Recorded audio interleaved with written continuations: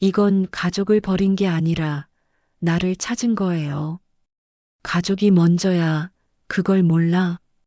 그 가족이 나를 지워버렸어요. 지은아, 다시 시작하자. 우리 아직 끝난 거 아니잖아. 끝났어요. 나는 이제 누구의 아내가 아니라 나 자신이에요. 그럼 나랑 유진은 뭐가 돼? 당신들은 내 과거예요. 하지만 나는 이제 미래로 가야 해요. 그날 서울 강남의 한 복잡한 식당에서 모든 것이 시작됐다. 웃음소리와 접시 부딪히는 소리가 가득한 그 공간에서 한 사람의 자리가 텅 비어 있었다. 식탁 위에는 음식이 넘쳐났지만 누군가의 마음은 완전히 비어 있었다. 식비 200만 원, 내가 내라. 짧은 전화 한 통이 한 가족의 균형을 완전히 무너뜨렸다. 그날 이후 한 여성의 인생은 송두리째 바뀌었다. 지은 씨는 그저 평범한 며느리였다. 누구보다 성실했고 조용히 가정을 지켜왔다. 그러나 단 한 번의 통화, 단 한 줄의 문자로 모든 걸 내려놓았다. 그리고 그 선택은 20년 후 한 아이의 인생까지 바꿔놓게 된다. 이 영상은 한 여성이 가족 안에서 겪은 외로움, 그리고 그 속에서 피어난 강인함에 관한 이야기다. 시어머니의 한마디가 어떻게 인생을 갈라놓았는지, 또 그 상처를 어떻게 딛고 일어섰는지를 따라가 보자. 만약 당신이 지은 씨의 자리에 있었다면 어떤 선택을 했을까? 끝까지 보면 알게 될 것이다. 어떤 이별은 끝이 아니라 시작이라는 것을. 지금 바로 구독과 좋아요, 알림 설정을 해두면 앞으로도 이런 진짜 인생 이야기들을 놓치지 않을 수 있다. 현실보다 더 현실 같은 이야기. 오늘 그 첫 장을 함께 열어보자. 서울 강남의 한 오래된 아파트 단지. 벚꽃이 흐드러지게 피는 봄에도 그곳의 공기는 늘 단정하고 조용했다. 창문마다 같은 커튼, 복도마다 같은 향수 냄새. 그 속에서 영숙 씨는 자신의 인생이 여전히 완벽하다고 믿고 있었다. 교직에서 은퇴한 지 몇 년째. 시간은 흘러도 남에게 인정받는 삶을 버리지 못했다. 아들이 출세해야 자신이 빛난다고 생각했고, 며느리는 늘 조용히 따라야 할 사람이라고 여겼다. 그 사고방식은 오랜 세월 아무도 고치지 못했다. 지은 씨는 그 집에 시집 온 지 8년째였다. 경기도 수원에서 자란 소박한 성품의 여성이었다. 결혼 전엔 미용 일을 배우며 손재주가 좋다는 말을 자주 들었지만 결혼 후엔 아이와 시댁을 돌보느라 그 재능을 묻어두고 살았다. 남편 민수 씨는 대기업에 다녔다. 회식이 잦았고 주말이면 피곤하다는 핑계로 집안일을 피했다. 지은 씨는 이해했다. 늘 참았다. 남편이 힘드니까, 시어머니가 원하니까, 가정이 평온해야 하니까. 그 모든 이유가 자신을 조금씩 무너뜨리고 있다는 사실을 아직은 몰랐다. 유진은 그들의 첫 딸이었다. 유난히 눈이 반짝였고 무엇이든 엄마를 따라 하려 했다. 아침마다 식탁에 앉아 엄마 나도 미용실 해보고 싶어 라고 말하곤 했다. 그때마다 지은 씨는 미소로 대답했다. 우리 유진이 하고 싶은 건 뭐든 다 할 수 있어. 하지만 그 미소는 점점 흐려지고 있었다. 시댁 식구들이 모이는 날이면 그녀는 그림자처럼 움직였다. 서빙을 하고 음식값을 계산하고 설거지를 하며 하루가 끝났다. 누구도 수고했다는 말을 하지 않았다. 그냥 며느리니까 당연한 일로 여겼다. 영숙 씨는 며느리를 단 한 번도 이름으로 부른 적이 없었다. 얘, 물 좀 줘. 얘, 애는 잘 키우고 있지? 항상 얘였다. 한 사람의 이름이 아닌 존재만 남은 그림자였다. 지은 씨는 시댁 모임이 있을 때마다 마음이 무거워졌다. 민수 씨는 그런 마음을 눈치채면서도 모른 척했다. 엄마가 원래 좀 그런 분이야. 신경 쓰지 마. 그 말이 지은 씨의 마음을 가장 아프게 했다. 한 번은 명절날이었다. 음식이 한가득 차려진 상 앞에서 영숙 씨가 갑자기 말했다. 지은 씨, 요즘 애 좀 너무 말랐던데. 애한테 좀 더 신경 써야지. 그 한마디에 식탁의 공기가 얼어붙었다. 민수 씨는 웃으며 분위기를 넘기려 했지만 지은 씨의 손끝은 미세하게 떨리고 있었다. 그날 밤 지은 씨는 거실불을 끄고 조용히 울었다. 누구에게 하소연할 수도 없었다. 친정은 멀었고 친구들은 아이 때문에 바빴다. 눈물은 마를 틈이 없었다. 그렇게 몇 해가 흘렀다. 아이 유지는 학교에 다니기 시작했고 남편은 더 바빠졌으며 시어머니의 간섭은 더 노골적이 되었다. 지은 씨, 이번 주엔 가족 외식 있지? 애랑 잘 챙겨서 와. 그 말에는 언제나 명령의 뉘앙스가 있었다. 하지만 이번엔 달랐다. 그 외식 자리에 자신은 빠져 있었다. 그리고 바로 그날 전화가 걸려왔다. 식당의 시끄러운 소리 속에서 들려온 목소리. 식비 200만 원, 내가 내라. 아무런 설명도 망설임도 없었다. 지은 씨는 짧게 대답했다. 네. 그 한마디 뒤로 눈앞이 텅 비어버렸다. 마치 모든 게 끝난 듯한 공허함. 그날의 저녁, 창문 밖으로 저물어가는 붉은 노을이 그녀의 얼굴을 덮었다. 그날의 선택이 훗날 한 가정의 모든 것을 바꿀 줄은 아무도 몰랐다. 그녀가 그날을 잊지 못했던 이유는 단순한 모욕 때문이 아니었다. 그건 스스로를 되찾기 위한 첫 번째 울음이었다. 그날 오후 창밖에는 봄비가 내리고 있었다.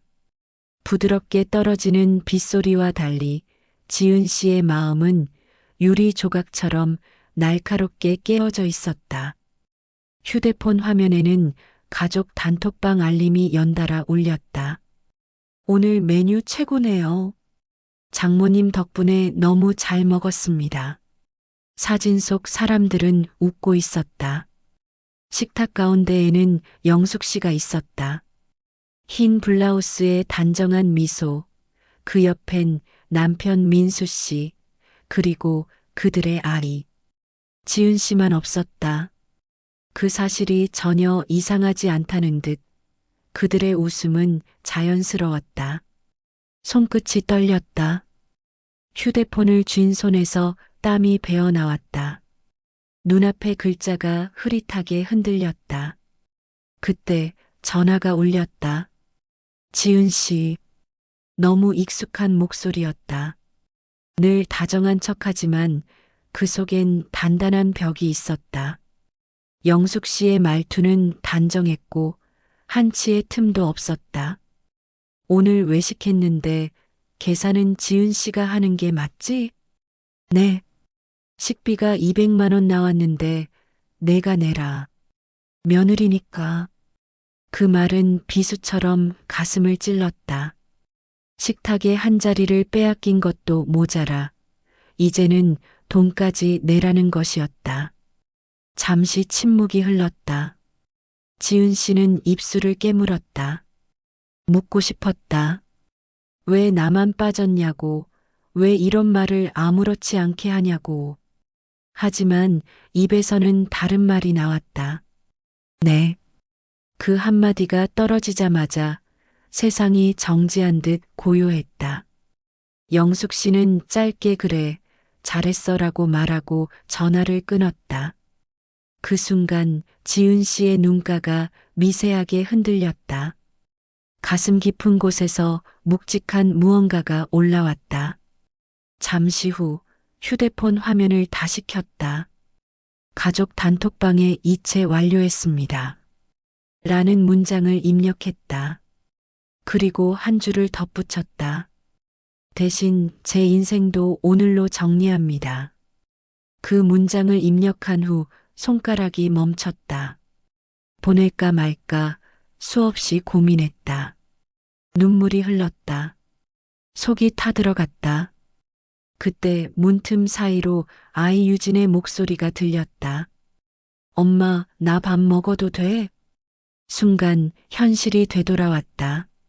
화면을 닫고 천천히 자리에서 일어섰다.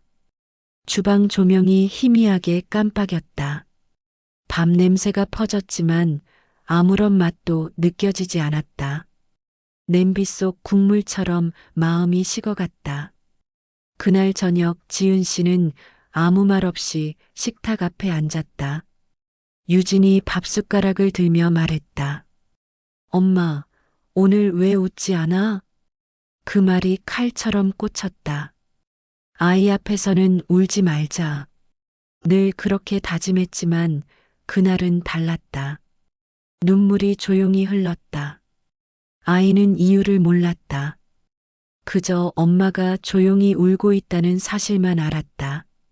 지은 씨는 고개를 숙였다. 그날 밤 침대 위에서 휴대폰 불빛이 희미하게 반짝였다. 단톡방에는 여전히 웃는 가족의 사진이 올라왔다. 오늘 너무 즐거웠어요. 다음엔 다 같이 가요. 다 같이? 그 말이 너무 잔인하게 느껴졌다. 이미 그들의 다 같이에는 자신이 없다는 걸 모두 알고 있었다. 숨이 막혔다.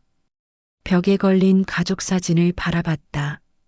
웃는 얼굴들, 포개진 손, 그리고 자신. 그 사진 속 사람은 진짜 자신이 아니었다. 이미 오래전에 마음이 사라진 그림자였다. 지은 씨는 천천히 몸을 돌려 창문을 열었다. 봄비가 흩날리며 들어왔다. 손끝에 닿은 빗물이 따뜻한 눈물처럼 흘러내렸다. 마음속에서 뭔가가 천천히 부서지고 있었다. 이제는 끝내야 할 때가 온 걸까? 스스로에게 던진 질문이 공기 속에 흩어졌다. 아무 대답도 들리지 않았다. 그저 빗소리만이 흐르고 있었다. 그날 이후 지은 씨는 매일 조금씩 달라졌다. 눈빛이 단단해졌고 목소리가 낮아졌다. 그리고 마음속 어딘가에서 결정이 자라나고 있었다.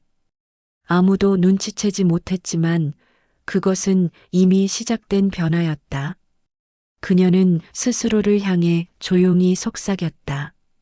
이제 나를 위해 살자. 다음 날 아침, 부엌에는 여전히 식은 밥 냄새가 남아 있었다. 전날 먹다 남은 국은 식탁 한켠에 놓여 있었고 그릇 위엔 얇은 막이 생겨 있었다. 지은 씨는 멍하니 그릇을 바라보다가 무심히 국자를 들었다. 한 숟가락을 떠서 입에 넣었지만 아무 맛도 느껴지지 않았다. 휴대폰 진동이 울렸다. 어제 식비 잘 처리했지? 영숙 씨의 메시지였다. 짧고 차가운 문장. 마침표 하나 없이 마치 명령처럼 찍혀 있었다. 손끝이 떨렸지만 지은 씨는 대답하지 않았다. 그저 화면을 꺼버렸다. 대답을 할수록 자신이 더 작아지는 기분이 들었다. 그날 이후 휴대폰은 서랍 속 깊이 들어갔다. 민수 씨는 여느 때처럼 출근 준비를 했다. 넥타이를 매며 거울을 보던 민수 씨가 말했다. 어제 엄마가 뭐라고 했던데? 그냥 신경 쓰지 마. 늘 그런 분이잖아. 그 말에 지은 씨의 눈빛이 미묘하게 흔들렸다. 늘 그런 분이라서 계속 이렇게 살아야 해? 그 말은 속으로만 삼켰다. 입 밖으로 내는 순간 무언가 돌이킬 수 없게 될 것 같았다.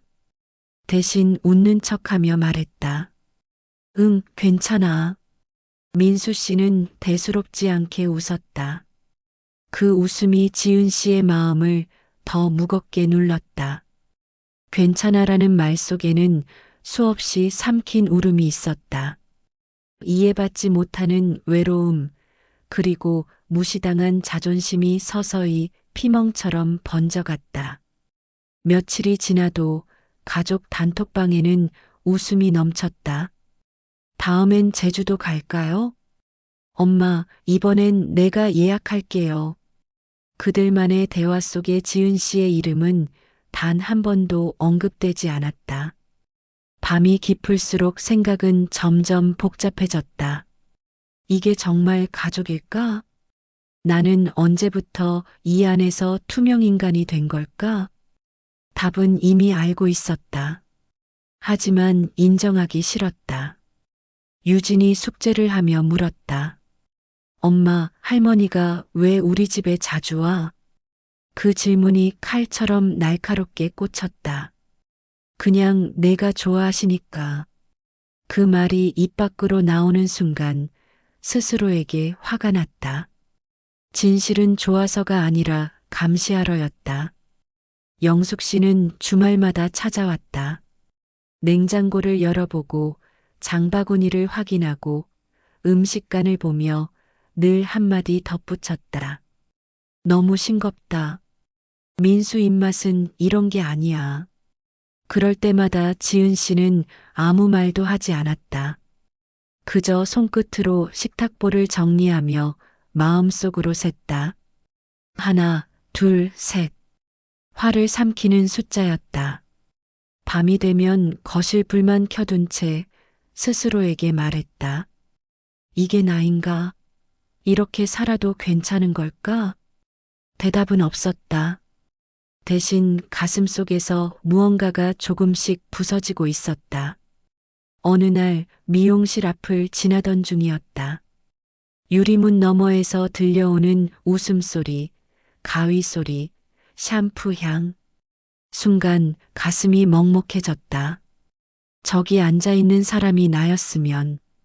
그 생각이 머리를 스쳤다. 그날 밤 지은 씨는 오래된 노트를 꺼냈다. 결혼 전 미용 자격증을 따기 위해 쓰던 필기 노트였다. 페이지마다 손때가 묻어 있었다. 이걸 다시 시작하면 안 될까? 손끝이 노트를 쓰다듬었다. 다음 날 작은 결심을 했다. 아이를 유치원에 보내고 미용학원에 전화를 걸었다. 혹시 다시 배워도 될까요? 나이가 좀 있는데. 수화기 너머로 들린 대답은 따뜻했다. 물론이죠. 늦은 나이란 없어요. 그 말에 눈물이 또 흘렀다. 누군가의 인정 한마디가 이렇게 가슴을 흔들 줄 몰랐다. 그날 이후 지은 씨의 하루는 조금씩 달라졌다. 낮에는 학원으로, 밤에는 아이 곁으로. 하지만 그 변화를 시어머니는 곱게 보지 않았다. 지은 씨, 요즘 뭐 그렇게 바빠? 며느리가 집을 비우면 쓰나? 그 말에 지은 씨의 눈빛이 잠시 흔들렸다. 제가 배우고 싶은 게 있어서요. 배우는 건 좋은데 집안일은 누가 해? 짧은 대화였지만 숨이 막혔다. 그 한마디마다 담긴 통제의 냄새. 자신의 삶을 누군가 허락받아야 하는 현실이 너무 비참했다. 그날 밤 학원에서 돌아온 지은 씨는 결심했다. 이번엔 멈추지 않겠다. 하지만 세상은 쉽게 변하지 않았다. 남편은 여전히 무심했고 시어머니는 계속 간섭했다. 그 사이에서 지은 씨의 인내는 점점 가늘어지고 있었다. 언젠가 끊어질 듯 위태로운 실처럼. 그러던 어느 날 뜻밖의 소식이 전해졌다. 시어머니가 또다시 가족 외식을 준비했다는 소식이었다. 이번엔 꼭 와야 해. 그 문장이 다시 단톡방에 올라왔다. 지은 씨는 조용히 휴대폰을 내려놓았다. 창문 밖에는 초여름의 바람이 불고 있었다. 그러나 마음은 여전히 겨울 같았다. 무언가 돌이킬 수 없는 일들이 다가오고 있었다. 아직 아무도 모른 채 조용히 다가오고 있었다. 다음 날 아침, 부엌에는 여전히 식은 밥 냄새가 남아 있었다. 전날 먹다 남은 국은 식탁 한켠에 놓여 있었고, 그릇 위엔 얇은 막이 생겨 있었다. 지은 씨는 멍하니 그릇을 바라보다가 무심히 국자를 들었다. 한 숟가락을 떠서 입에 넣었지만 아무 맛도 느껴지지 않았다. 휴대폰 진동이 울렸다. 어제 식비 잘 처리했지? 영숙 씨의 메시지였다. 짧고 차가운 문장. 마침표 하나 없이 마치 명령처럼 찍혀 있었다. 손끝이 떨렸지만 지은 씨는 대답하지 않았다. 그저 화면을 꺼버렸다. 대답을 할수록 자신이 더 작아지는 기분이 들었다. 그날 이후 휴대폰은 서랍 속 깊이 들어갔다. 민수 씨는 여느 때처럼 출근 준비를 했다. 넥타이를 매며 거울을 보던 민수 씨가 말했다. 어제 엄마가 뭐라고 했던데? 그냥 신경 쓰지 마. 늘 그런 분이잖아. 그 말에 지은 씨의 눈빛이 미묘하게 흔들렸다. 늘 그런 분이라서 계속 이렇게 살아야 해? 그 말은 속으로만 삼켰다. 입 밖으로 내는 순간 무언가 돌이킬 수 없게 될 것 같았다. 대신 웃는 척하며 말했다. 응, 괜찮아. 민수 씨는 대수롭지 않게 웃었다. 그 웃음이 지은 씨의 마음을 더 무겁게 눌렀다. 괜찮아라는 말 속에는 수없이 삼킨 울음이 있었다. 이해받지 못하는 외로움, 그리고 무시당한 자존심이 서서히 피멍처럼 번져갔다. 며칠이 지나도 가족 단톡방에는 웃음이 넘쳤다. 다음엔 제주도 갈까요? 엄마, 이번엔 내가 예약할게요. 그들만의 대화 속에 지은 씨의 이름은 단 한 번도 언급되지 않았다. 밤이 깊을수록 생각은 점점 복잡해졌다. 이게 정말 가족일까? 나는 언제부터 이 안에서 투명 인간이 된 걸까? 답은 이미 알고 있었다. 하지만 인정하기 싫었다. 유진이 숙제를 하며 물었다. 엄마, 할머니가 왜 우리 집에 자주 와? 그 질문이 칼처럼 날카롭게 꽂혔다. 그냥 내가 좋아하시니까. 그 말이 입 밖으로 나오는 순간 스스로에게 화가 났다. 진실은 좋아서가 아니라 감시하러였다. 영숙 씨는 주말마다 찾아왔다. 냉장고를 열어보고 장바구니를 확인하고 음식간을 보며 늘 한마디 덧붙였다. 너무 싱겁다. 민수 입맛은 이런 게 아니야. 그럴 때마다 지은 씨는 아무 말도 하지 않았다. 그저 손끝으로 식탁보를 정리하며 마음속으로 셌다. 하나, 둘, 셋. 화를 삼키는 숫자였다. 밤이 되면 거실 불만 켜둔 채 스스로에게 말했다. 이게 나인가? 이렇게 살아도 괜찮은 걸까? 대답은 없었다. 대신 가슴 속에서 무언가가 조금씩 부서지고 있었다. 어느 날 미용실 앞을 지나던 중이었다. 유리문 너머에서 들려오는 웃음소리, 가위소리, 샴푸 향. 순간 가슴이 먹먹해졌다. 저기 앉아있는 사람이 나였으면. 그 생각이 머리를 스쳤다. 그날 밤 지은 씨는 오래된 노트를 꺼냈다. 결혼 전 미용 자격증을 따기 위해 쓰던 필기 노트였다. 페이지마다 손때가 묻어 있었다. 이걸 다시 시작하면 안 될까? 손끝이 노트를 쓰다듬었다. 다음 날 작은 결심을 했다. 아이를 유치원에 보내고 미용학원에 전화를 걸었다. 혹시 다시 배워도 될까요? 나이가 좀 있는데. 수화기 너머로 들린 대답은 따뜻했다. 물론이죠. 늦은 나이란 없어요. 그 말에 눈물이 또 흘렀다. 누군가의 인정 한마디가 이렇게 가슴을 흔들 줄 몰랐다.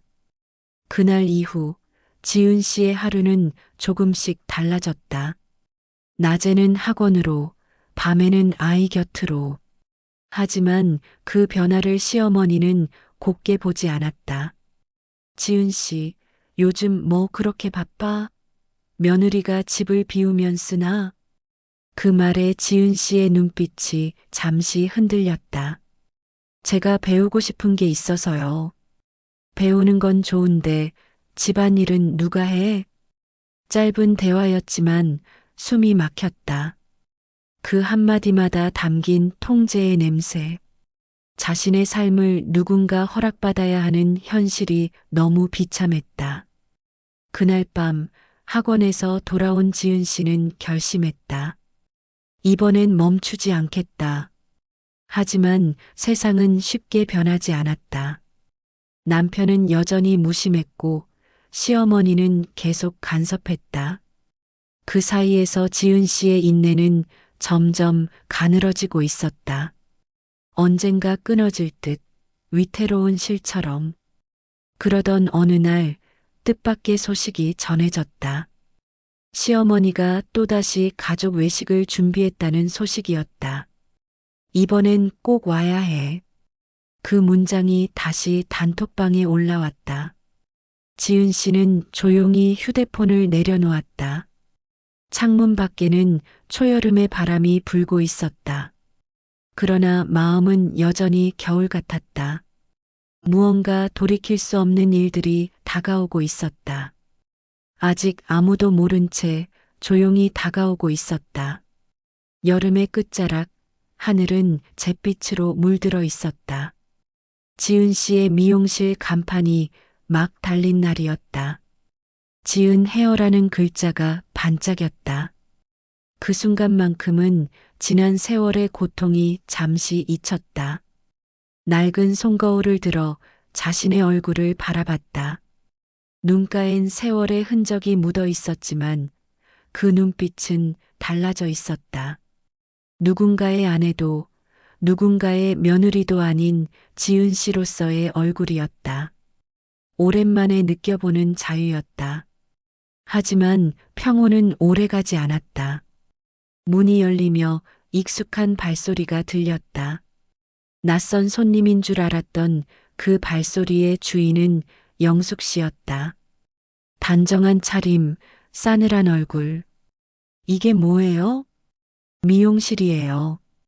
제 가게예요. 내 아들 이름으로 사는 여자가 이런 걸 차렸다고?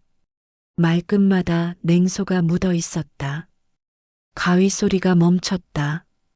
지은 씨는 천천히 몸을 돌렸다. 이건 제 이름으로 낸 거예요. 제 인생이에요. 그 말은 조용했지만 단단했다. 가족이 먼저지. 이게 뭐가 그렇게 자랑스러워? 이건 가족을 버린 게 아니에요. 나를 찾은 거예요. 그 대화는 서로의 오래된 상처를 찌르고 있었다. 한쪽은 통제를, 다른 한쪽은 해방을 원했다. 그때 문 앞에 민수 씨가 들어왔다. 두 사람의 대화를 듣고 있었던 듯 얼굴이 굳어 있었다. 엄마, 제발 여기서 이러지 마요. 민수야, 넌 왜 이렇게까지 두둔해? 그게 아니라. 그 말이 끝나기도 전에 영숙 씨는 목소리를 높였다.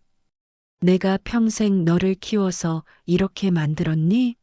며느리한테 휘둘리는 남자. 그 말에 민수 씨의 얼굴이 붉게 달아올랐다. 엄마, 그만하세요. 지은 씨는 그 모습을 조용히 바라봤다. 그동안의 시간들이 파노라마처럼 스쳐갔다. 결혼식 날의 웃음, 첫 아이의 울음, 그리고 수많은 참음들. 그 모든 것이 한순간에 무너지고 있었다. 지은 씨, 이제 그만하지? 민수 씨의 목소리가 떨렸다. 이렇게까지 할 필요 없어. 그냥 다시 돌아오자. 그 말에 지은 씨의 눈빛이 흔들렸다. 돌아오자. 그 단어는 너무 익숙했다. 모든 걸 참던 시절, 수없이 자신에게 되뇌던 단어였다. 하지만 이제는 다르게 들렸다. 돌아가서 뭐 하게요? 목소리는 낮았지만 단호했다. 다시 예전처럼 살자고요? 아무 일 없던 것처럼? 민수 씨는 대답하지 못했다. 눈빛이 흔들렸다. 그 사이 유진이 문을 열고 들어왔다. 학교에서 일찍 끝나 돌아온 아이였다. 엄마, 무슨 일 있어? 지은 씨는 급히 미소를 지어 보였지만 눈가가 젖어 있었다. 아이의 시선이 시어머니와 아버지 사이를 오갔다. 그 분위기를 감지한 듯 조용히 엄마의 손을 잡았다. 작은 손이 뜨겁게 느껴졌다. 그 따뜻함이 눈물로 번졌다. 이제 그만 가주세요. 지은 씨의 목소리가 떨렸지만 단단했다. 여긴 제 공간이에요. 제 일터고 제 인생이에요. 민수 가자. 이런 사람한텐 말해봤자야. 영숙 씨가 손을 끌었지만 민수 씨는 움직이지 않았다. 엄마, 나 여기 남을게요. 그 한마디에 멈췄다. 뭐라고? 난 이제 이 사람의 인생을 존중할 거예요. 그 말은 마치 오래된 족쇄가 풀리는 소리 같았다. 지은 씨는 아무 말도 하지 못했다. 그저 조용히 고개를 숙였다. 눈물이 바닥으로 떨어졌다. 하지만 그 눈물엔 슬픔이 아닌 안도감이 섞여 있었다. 누군가가 처음으로 자신의 선택을 존중한다고 말해줬기 때문이었다. 그 순간 안에 쌓여있던 긴장감이 조금 풀렸다. 그러나 완전한 평화는 아직 오지 않았다. 며칠 후 또 다른 폭풍이 찾아왔다.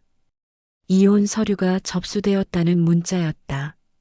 민수 씨의 동의와 함께 법적으로 끝이 선언된 것이다. 휴대폰을 손에 쥔 지은 씨는 눈을 감았다. 이제 진짜 끝이구나. 그 말이 속으로 새어나왔다. 그리고 이상하게도 마음이 고요했다. 그동안 두려웠던 단어 이혼이 이제는 해방처럼 느껴졌다. 그날 밤 지은 씨는 창문을 열었다. 여름이 지나고 가을의 냄새가 섞인 바람이 들어왔다. 커튼이 흔들렸고 머리칼이 흩날렸다. 그 바람 속에서 자신이 조금은 다시 태어나는 듯한 느낌이 들었다. 그러나 멀리서 들려오는 울음소리가 있었다. 민수 씨의 집에서 어쩌면 자신의 가슴 속에서 들려오는 듯한 울음. 그건 단순한 슬픔이 아니었다. 무너진 관계가 마지막으로 내는 소리였다. 그날 이후 모두가 각자의 길을 걸었다. 하지만 아무도 그 길이 쉬울 거라 생각하지 않았다. 남겨진 건 상처와 후회, 그리고 아주 작은 희망뿐이었다. 가을이 깊어갔다. 거리에 낙엽이 쌓이고 바람이 스칠 때마다 허전한 냄새가 피어올랐다. 미용실 창가에 걸린 커튼 사이로 햇살이 들이쳤다. 그 빛은 따뜻했지만 어딘가 쓸쓸했다. 그날은 유난히 손님이 많았다. 지은 씨는 바쁘게 움직이며 손님 머리를 다듬었다. 머리카락이 바닥에 흩어질 때마다 마음속 무언가도 함께 잘려나가는 듯 했다. 그러다 문이 조용히 열렸다. 그 문틈 사이로 민수 씨가 들어섰다. 짙은 그림자, 무거운 눈빛, 망설임이 가득한 발걸음. 한때 가장 익숙했던 얼굴이지만 지금은 낯설게 느껴졌다. 잠깐 얘기할 수 있을까? 손님이 나가자 조용히 마주 앉았다. 공기 속에는 말하지 못한 시간들이 가득했다. 민수 씨는 오래된 서류 봉투를 꺼냈다. 이건 내가 보낸 서류야. 서류 위에는 법원의 도장이 찍혀 있었다. 그 도장 하나가 지난 세월의 모든 무게를 담고 있었다. 진짜로 이렇게까지 해야 했어?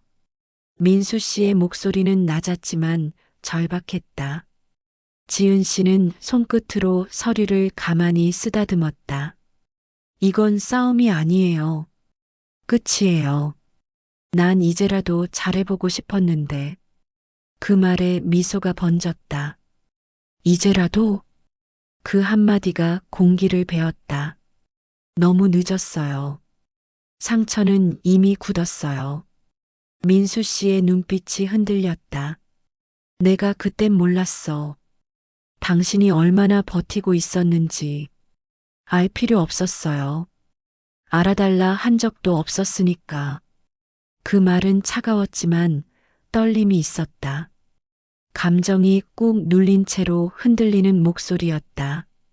순간 문이 또 열렸다. 유진이 학교 가방을 맨 채 서 있었다. 두 사람을 번갈아 바라보다가 조용히 말했다. 아빠. 민수 씨는 천천히 일어섰다. 아이가 그렇게 부르는 목소리를 듣는 게 오랜만이었다. 유진아, 잘 지냈어? 그 말이 어색하게 공중에서 흔들렸다. 아이는 고개를 끄덕였지만 눈빛은 슬펐다. 엄마 울었지? 그 질문에 방 안의 공기가 멈췄다. 민수 씨의 손이 허공에서 멈췄다. 지은 씨는 고개를 숙였다. 유진아, 이제 괜찮아. 다 끝났어. 하지만 그 말은 스스로에게 하는 위로였다. 끝났다는 말을 하면서도 가슴이 아려왔다. 민수 씨는 조용히 입술을 떼었다. 지은아, 내가 너무 늦었지. 목소리는 갈라지고 손은 떨렸다. 그땐 그냥 다 괜찮을 거라 믿었어. 지은 씨는 고개를 들었다. 괜찮다는 말이 제일 잔인하다는 걸 이제 알아요. 그 말에 민수 씨의 눈가가 젖었다. 두 사람의 시선이 잠시 엇갈렸다. 그때 유진이 엄마의 손을 꼭 잡았다. 엄마, 나는 엄마가 제일 강한 사람이야. 그 말이 방안을 울렸다. 그 작은 목소리 하나가 세상의 모든 위로가 되었다. 민수 씨의 어깨가 흔들렸다. 손등으로 눈물을 닦았지만 멈추지 않았다. 미안하다, 정말 미안하다. 그 말은 너무 늦은 고백이었다. 지은 씨는 한동안 아무 말도 하지 않았다. 그저 창문 밖을 바라봤다. 낙엽이 바람에 흩날리며 빛을 받았다. 이제 괜찮아요. 나도 용서했어요. 민수 씨는 그 말을 믿지 못한 듯 고개를 들었다. 정말 용서했어? 네. 하지만 돌아가진 않을 거예요. 그 한마디가 결심처럼 선언처럼 울렸다. 잠시 정적이 흘렀다. 그 정적 속에서 서로의 눈물이 닿았다. 미련도 후회도 모두 그 안에서 부서졌다. 그리고 남은 건 고요함 뿐이었다. 민수 씨는 천천히 자리에서 일어섰다. 마지막으로 유진의 머리를 쓰다듬었다. 너는 엄마 닮아서 다행이야. 그 목소리에는 진심이 담겨 있었다. 문이 닫히고 다시 고요가 찾아왔다. 지은 씨는 가위를 들어 손님 의자 위를 정리했다. 손끝이 미세하게 떨렸지만 표정은 평온했다. 한 시대가 끝난 듯한 순간이었다. 창문 밖으로 가을 햇살이 흘러들었다. 머리칼 사이로 빛이 흩어지며 반짝였다. 그 빛이 너무 따뜻해서 눈물이 또 흘렀다. 하지만 이번 눈물은 슬픔이 아닌 해방이었다. 지은 씨는 거울 속 자신에게 미소 지었다. 이제 진짜 나로 살자. 그 말이 방 안을 가득 채웠다. 마치 오래 기다린 삶이 이제야 시작된 듯 했다. 그날 밤 유진은 일기장에 짧게 적었다. 엄마는 나의 영웅이다. 글씨는 삐뚤었지만 그 마음은 단단했다. 창밖의 별빛이 조용히 반짝였다. 누군가에게는 상처의 밤이었지만 누군가에게는 새로 태어나는 새벽이었다. 세상은 여전히 차가웠지만 그 안에서 단 한 사람만은 따뜻해지고 있었다. 겨울이 찾아왔다. 거리에는 크리스마스 노래가 흐르고 상점마다 반짝이는 조명이 걸려 있었다. 그러나 그 화려함 속에서도 지은 씨의 하루는 고요했다. 눈발이 흩날리는 창밖을 바라보며 천천히 차를 끓였다. 미용실 안에는 따뜻한 바람과 샴푸 향이 감돌았다. 한 해가 저물어가고 있었다. 그해 가장 큰 일은 단연코 이혼이었다. 하지만 이상하게도 마음속에는 평화가 있었다. 고통이 지나간 자리에 남은 것은 공허가 아니라 단단함이었다. 이제는 누군가의 기대를 따라 사는 대신 자신의 선택을 믿고 걸어가는 법을 배웠다. 그것이 가장 큰 변화였다. 하루는 낯선 손님이 들어왔다. 짙은 코트를 입은 중년 여성. 조심스러운 걸음, 낮게 깔린 목소리. 혹시 예약 안 해도 될까요? 지은 씨는 고개를 들었다. 그 얼굴은 너무도 익숙했다. 영숙 씨였다. 한동안 말이 없었다. 공기가 얼어붙었다. 머릿속이 하얘졌다. 하지만 도망치지 않았다. 그녀는 조용히 대답했다. 앉으세요. 두 사람 사이에 묘한 정적이 흘렀다. 가위 소리가 조용히 울렸다. 머리카락이 흘러내릴 때마다 묵은 감정이 함께 떨어지는 듯 했다. 한참 후 영숙 씨가 입을 열었다. 그땐 내가 너무했지. 그 말이 뜻밖이었다. 지은 씨는 손을 멈추지 않고 조용히 들었다. 그땐 내 생각만 했어. 며느리도 사람인걸. 그땐 몰랐어. 목소리는 약했지만 진심이 담겨 있었다. 이제 와서 미안하단 말이 무슨 의미가 있겠니? 있어요. 지은 씨의 말이 짧게 나왔다. 그 말 하나라도 들으니까 조금은 마음이 편해지네요. 영숙 씨는 눈을 감았다. 한 줄의 눈물이 흘러내렸다. 그 눈물은 오랜 시간의 후회와 자책이 섞인 눈물이었다.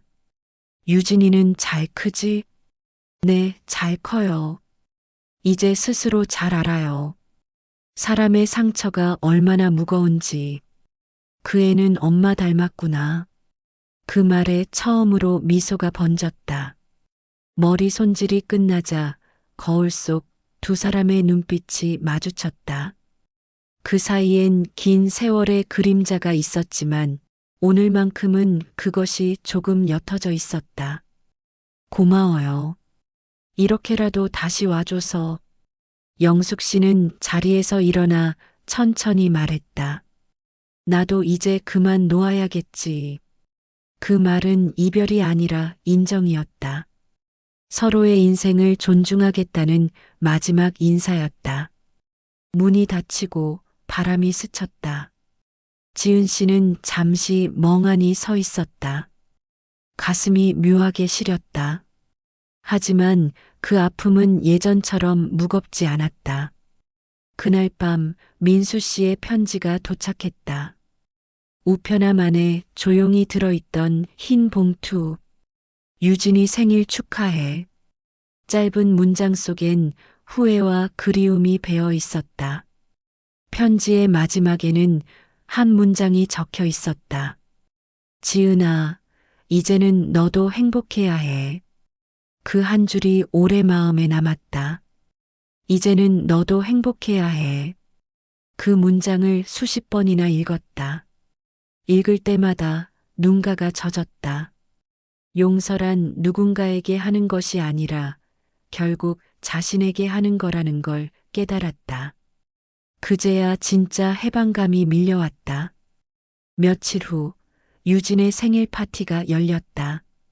작은 미용실 안에는 풍선과 케이크가 놓여 있었다. 유진은 초를 끄며 소원을 빌었다. 엄마가 앞으로 더 웃게 해주세요. 그 순간 지은 씨는 아이를 꼭 안았다. 엄마는 지금도 웃고 있어. 아이의 머리카락에 입을 맞추며 속삭였다. 너 덕분에 여기까지 왔어. 그날 밤 유진은 잠들기 전 엄마에게 물었다. 엄마, 사람은 왜 힘든 일을 겪고 나서야 웃게 돼? 지은 씨는 잠시 생각하다가 말했다. 그건 진짜 자신을 만나야 웃을 수 있기 때문이야. 창문 밖에는 눈이 내리고 있었다. 고요한 눈발이 세상을 덮었다. 그 흰빛 속에서 지난 세월의 흔적들이 천천히 지워지는 듯 했다. 그리고 새로운 계절이 시작되고 있었다. 다음 날 미용실 문을 열며 지은 씨는 속삭였다. 오늘도 살아낸다. 그 말은 단순한 의지가 아니라 생존의 선언이었다. 그녀의 눈빛은 여전히 따뜻했고 단단했다. 머리칼 위로 햇살이 비쳤다. 가위 소리가 다시 울렸다. 삶은 여전히 복잡했지만 이제는 더 이상 두렵지 않았다. 그날 이후 사람들은 지은 헤어를 찾아오기 시작했다. 그곳은 단순한 미용실이 아니었다. 상처받은 사람들이 잠시 머물러 숨을 고르는 곳이었다. 그녀의 손끝은 누군가의 마음까지 다듬고 있었다. 이제 그녀는 누군가의 며느리가 아니라 누군가에게 힘이 되는 사람이 되어 있었다. 그 사실이 가장 큰 보상이었다. 가위 위로 빛이 스며들며 반짝였다. 지은 씨는 거울 속 자신을 바라봤다. 잘했어. 정말 잘 버텼어. 그 말이 거울 속 자신에게 전해졌다. 이제 더 이상 눈물이 아니라 미소가 남았다. 시간은 흘러 어느새 20년이 지났다.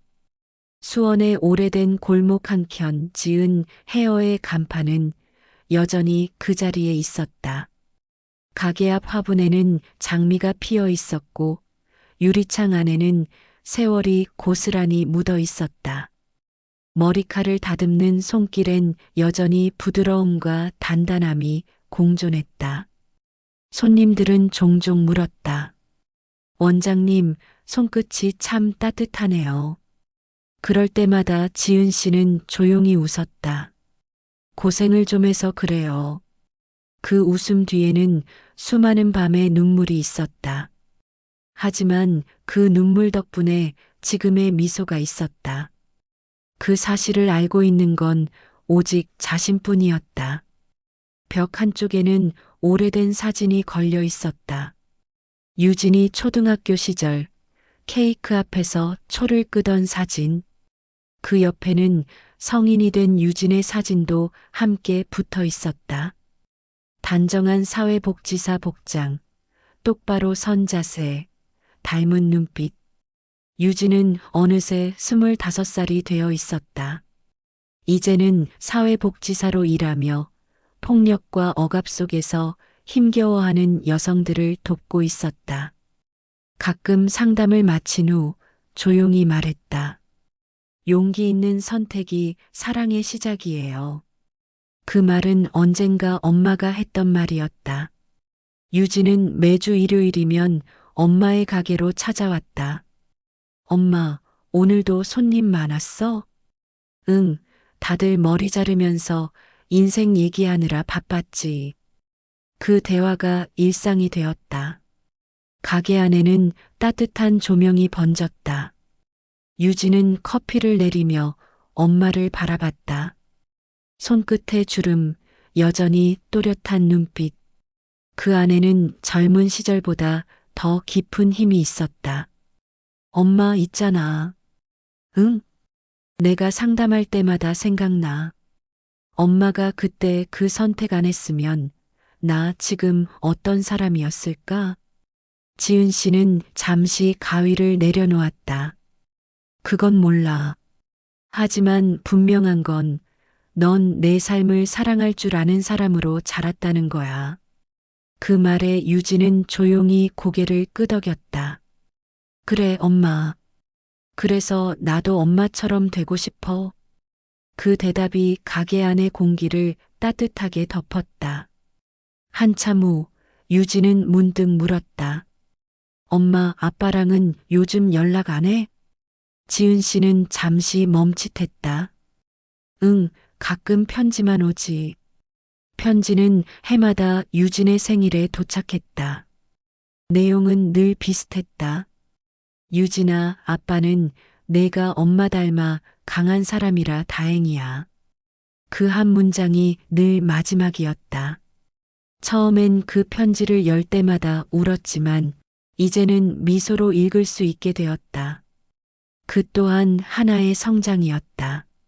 서로의 상처가 세월에 의해 다듬어진 결과였다. 민수 씨는 여전히 혼자였다.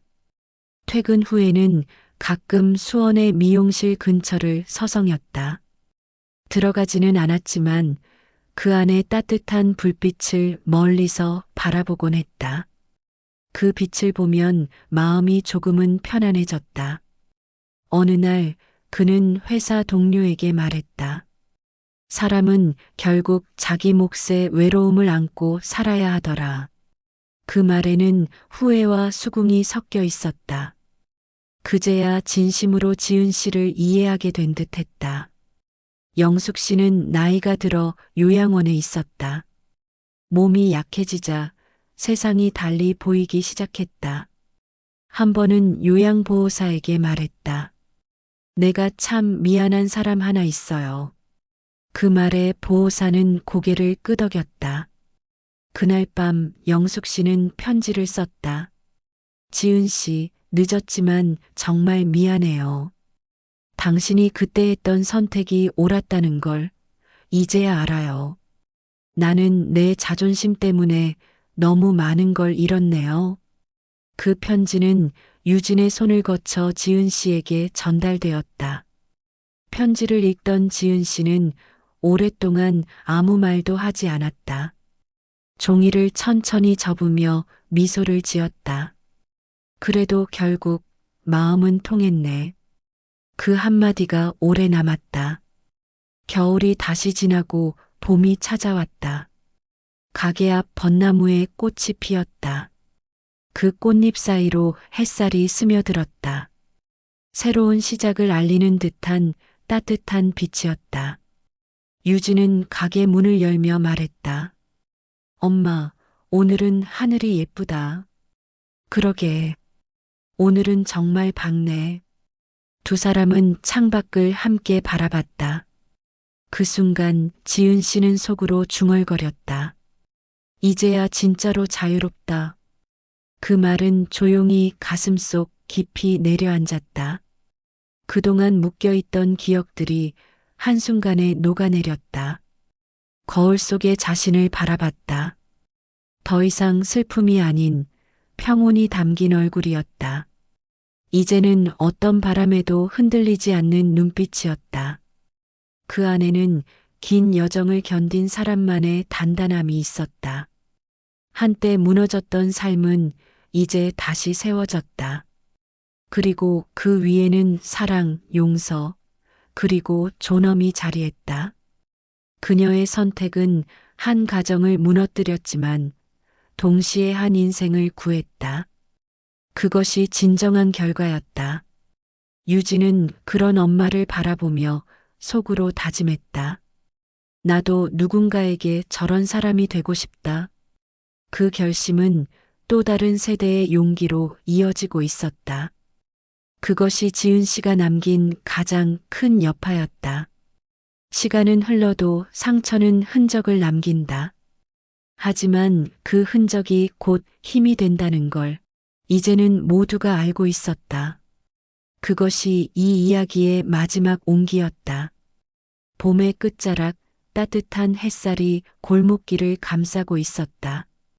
지은 헤어의 문 앞에는 작은 화분들이 줄지어 있었다. 라벤더, 민트, 장미. 모두 유진이 직접 가져다 놓은 것들이었다. 가게 문을 여는 아침은 언제나 똑같았다. 하지만 매일이 새로웠다. 창문을 닦으며 햇살을 맞는 순간 지은 씨는 마음속으로 늘 같은 말을 떠올렸다. 오늘도 살아냈다. 그 말 속에는 과거와 현재, 그리고 용서가 모두 들어 있었다. 이제는 아프지 않았다. 누군가를 원망하기보다 그 모든 시간이 자신을 만든 재료였다는 걸 알았다. 상처는 여전히 남았지만 그 자리는 더 이상 아프지 않았다. 하루는 손님이 머리를 감으며 물었다. 원장님은 인생에서 제일 잘한 선택이 뭐예요? 지은 씨는 잠시 웃었다. 나를 포기하지 않은 거요.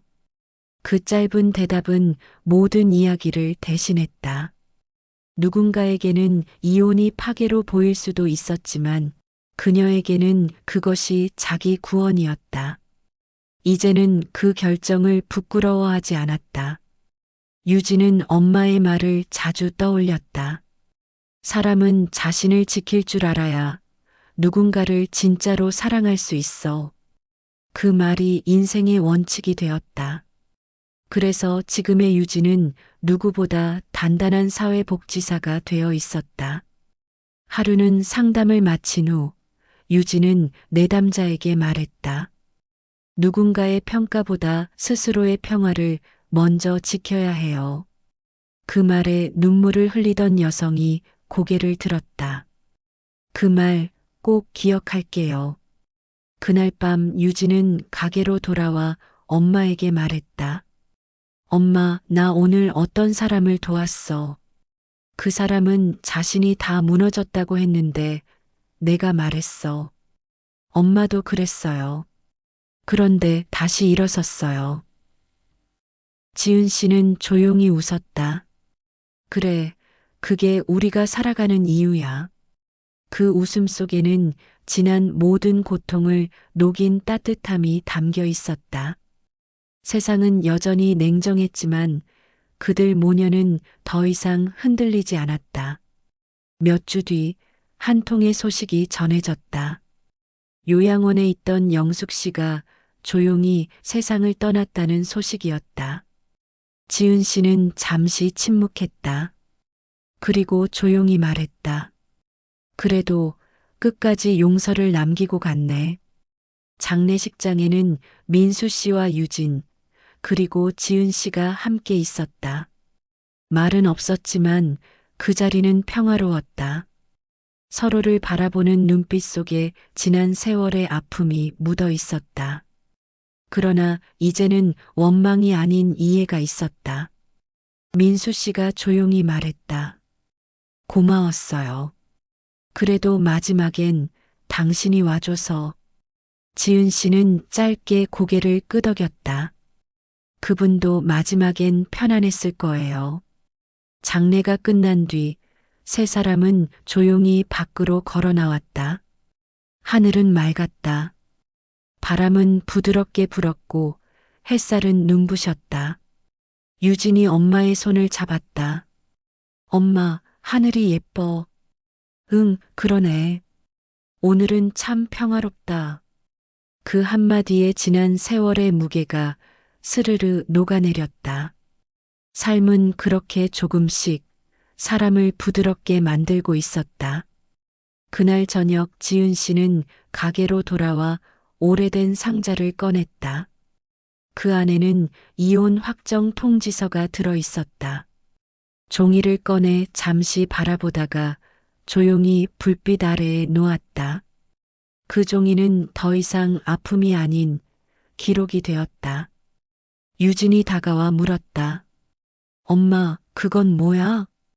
옛날 이야기야. 버릴까? 지은 씨는 미소 지으며 고개를 저었다. 아니, 그냥 두자. 그날 덕분에 지금이 있으니까. 그 말이 공기 속에서 오래 울렸다. 한때 죽음의 문장 같던 그 종이가 이제는 삶을 증명하는 문장이 되어 있었다. 대신 제 인생도 오늘로 정리합니다. 그날의 문자 한 줄이 결국 새로운 인생의 서문이 되었던 것이다. 가게 밖에는 봄바람이 불었다. 꽃잎이 천천히 날려와 유리창에 닿았다. 그 빛이 머리칼 위에 떨어지고 은은한 향기가 흘렀다. 모든 게 다시 피어나는 계절이었다. 거울 속에 자신을 바라보며 지은 씨는 속삭였다. 그래, 이렇게 사는 게 맞아. 그 미소 속에는 더 이상 슬픔이 없었다. 대신 오랜 기다림 끝에 찾아온 평화가 있었다. 유진이 창문을 열며 말했다. 엄마, 오늘 하늘 되게 맑아. 응, 그래. 엄마 마음도 그래. 그 대화가 하루의 마무리였다. 지은 씨는 커피를 따르며 조용히 생각했다. 누군가는 그녀의 선택을 이기심이라 말했을지도 모른다. 하지만 그 선택이 없었다면 지금의 미소도 없었을 것이다. 그건 단순한 이별이 아니라 인생을 다시 세운 선언이었다. 이제 그녀는 두려움이 아닌 희망으로 하루를 산다. 가위 소리와 함께 흘러가는 시간 속에서 새로운 사람들의 이야기를 들으며 웃는다. 그게 그녀가 찾은 행복의 방식이었다. 이야기는 끝났지만 여운은 남았다. 그날의 선택은 한 사람의 인생을 구했고 그 인생은 또 다른 누군가에게 용기를 주고 있었다. 사람은 그렇게 서로의 이야기를 통해 살아가는 존재였다. 여러분은 어떻게 생각하시나요? 가족 안에서의 희생과 존엄, 그리고 자신을 지키는 선택 중 하나를 해야 한다면 여러분은 어떤 결정을 내리실 건가요? 댓글로 여러분의 생각을 나눠주세요. 지금까지 함께 해주셔서 감사합니다. 이 이야기가 누군가의 어두운 마음에 작은 불빛이 되길 바랍니다. 다음 이야기에서도 현실보다 더 진짜 같은 사람들의 이야기를 전해드릴게요. 구독과 좋아요, 알림 설정을 해두시면 또 만날 수 있습니다. 오늘도 여러분의 하루가 평화롭기를 바랍니다.